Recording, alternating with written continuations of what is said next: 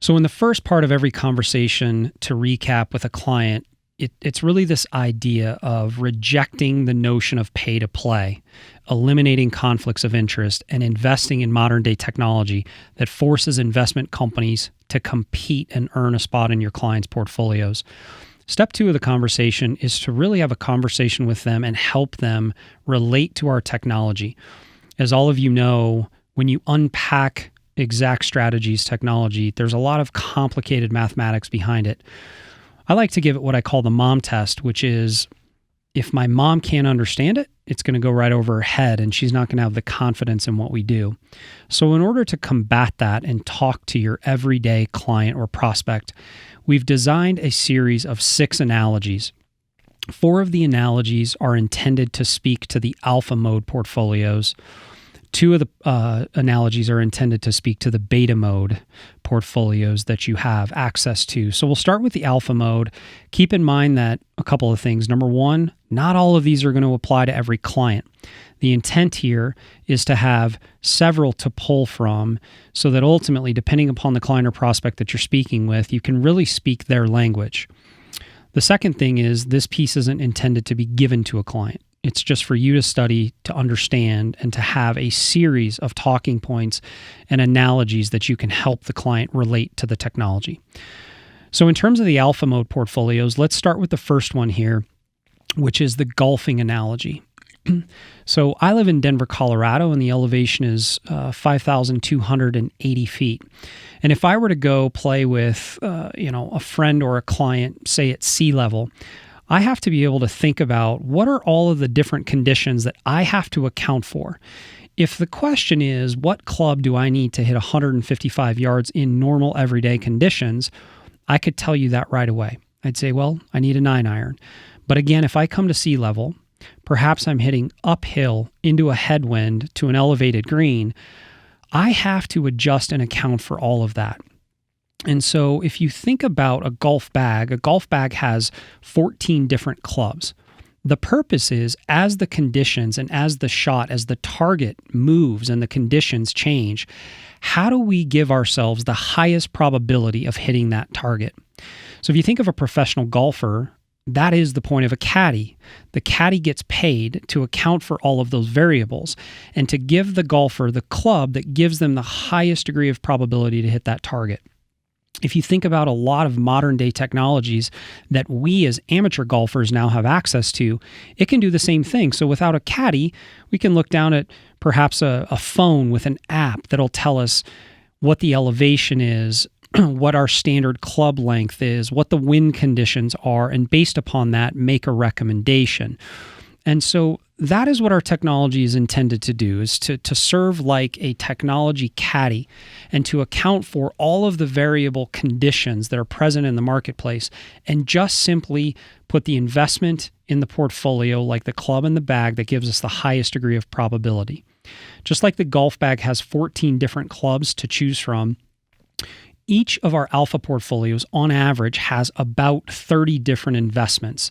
Think of those 30 investments as the clubs that flow through to the sleeves, and the technology is the caddy that is making the recommendation as conditions change.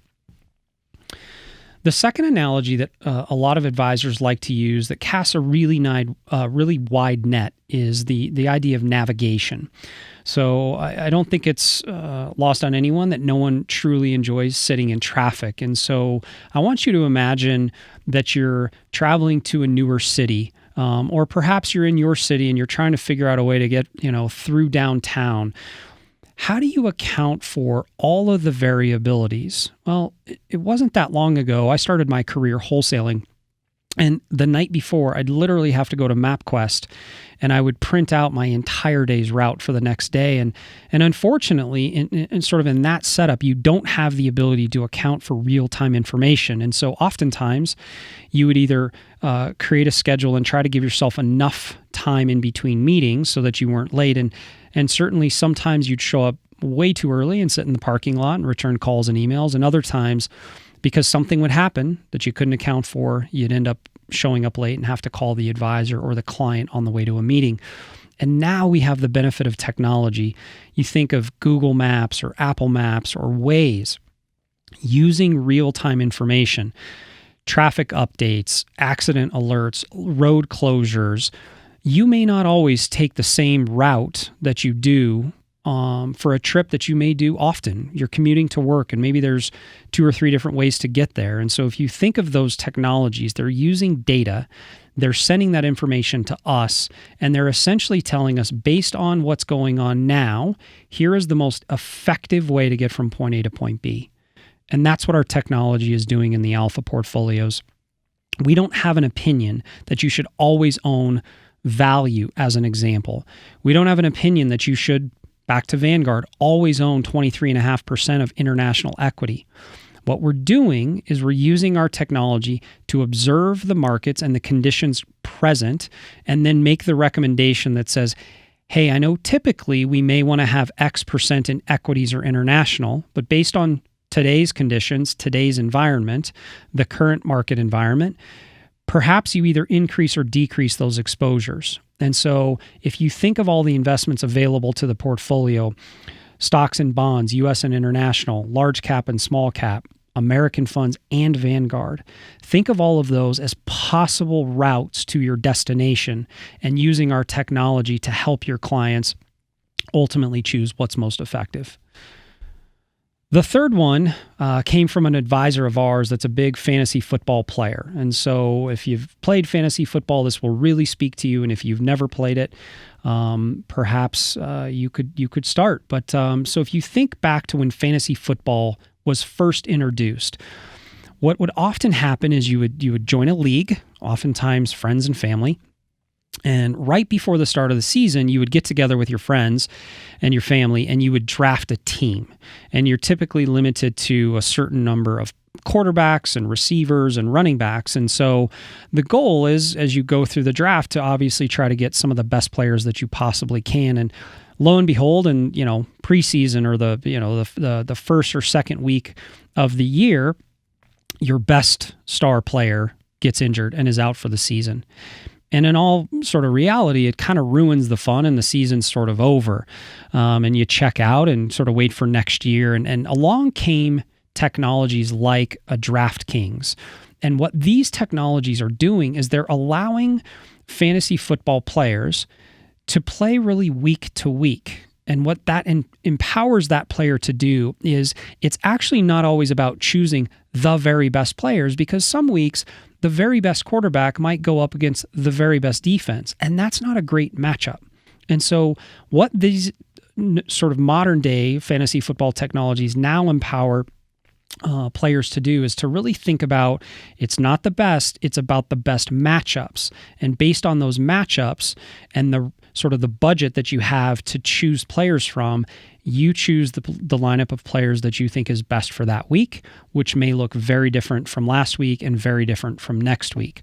And that really is our Alpha Series technology. What's happening is the technology is observing what's going on in the marketplace and setting a lineup that it deems to be the best matchup based on the current conditions. And so you may move out of large cap growth into large cap value, or even international or small cap. In some portfolios, you may move out of stocks and into bonds, or out of bonds and into cash. And it's all about observing current matchups, looking at probabilities, and setting your lineup accordingly. And the last one that we have, I think perhaps as much as maybe even navigation, applies to everybody. Not long ago, we'd all get up in the morning and we'd have to turn on either the radio or the local news. And if you watched, say in Colorado, Channel 4, you'd have to wait for, 4 after to get your local weather. And then you would take that information and kind of off you go. And today you think about it and you can wake up and you can say, Siri or Alexa or Google Home, what's the weather like today? More importantly, think about taking a trip, let's say to Colorado, where the weather is variable, or perhaps overseas. I can go, Siri, what's the weather in Ireland from October 1st through the 15th? And I can use that information to my advantage. Unfortunately, if we think back to sort of Vanguard as an example, they don't use that information to their advantage. Vanguard would say, don't worry about the variability of conditions. When you're packing for your 15-day trip to Ireland, you need 15 pairs of pants, 15 long sleeve shirts, and 1 pair of shoes. And ultimately, there's the probability or possibility that some days you could be really, really cold. And in other instances, you could actually be really, really hot, depending upon where you're going. And Vanguard would tell you that, yeah, but the sort of the highest probability of being the most comfortable most of the time is to wear that long sleeve shirt and those and long pants and tennis shoes. Our technology rejects that. Siri, Alexa, Google Home, what's the weather in Ireland? Uses that information. When you walk into the closet and you have a wardrobe for a specific purpose.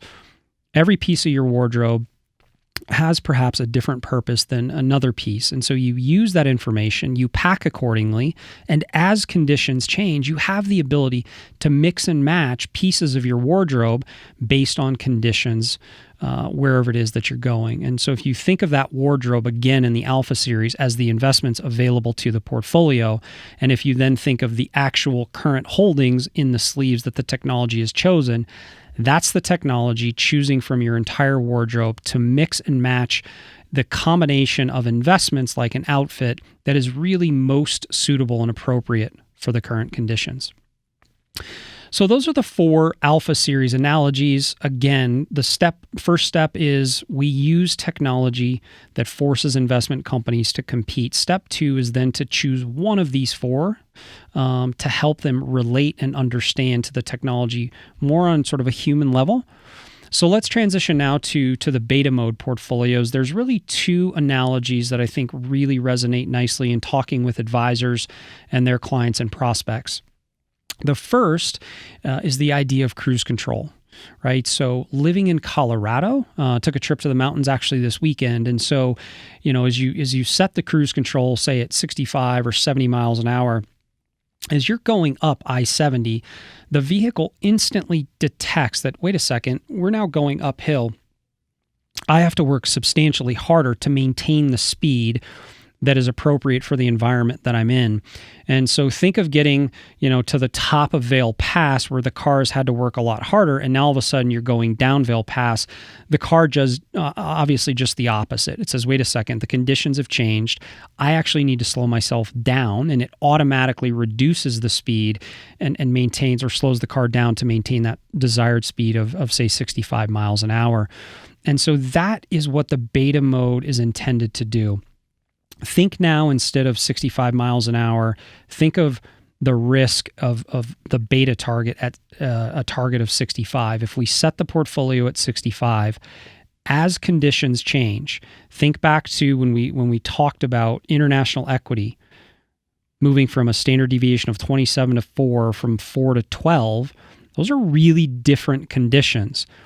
Beta mode technology picks up on those, adjusts the underlying holdings accordingly, and just like the cruise control in our vehicles, ensures that we, regardless of the changing conditions, are always maintaining the appropriate percentage of risk.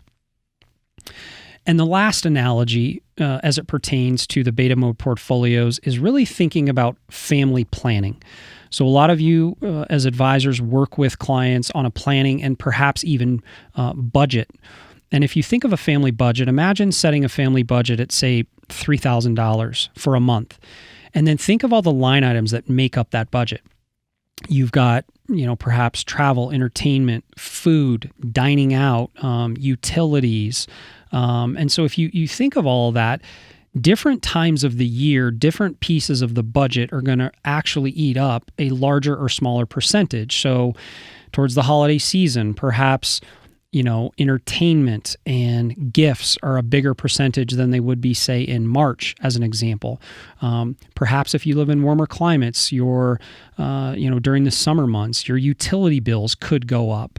And so as we think about these things, we have to think about, if we cannot violate that $3,000 budget, then we have to think about, in certain environments, we have got to pull from other resources to increase sort of our exposure to things like entertainment or dining out. And that's what our technology is doing. It's saying you've established a risk budget, just like a family budget, and there are times where we have to pull from certain investments and asset classes because risk is too high, and we have to sort of downshift and allocate that sort of that percentage of those investments to other, perhaps conservative options, and in certain environments do just the opposite. We've got to take percentage from perhaps some more conservative investments, and we have to reallocate that to some of the more aggressive ones. And so in talking with a number of advisors who work with clients on planning, that idea of sticking to a budget, whether it's a family budget or a risk budget, perhaps can help you communicate what our technology is doing.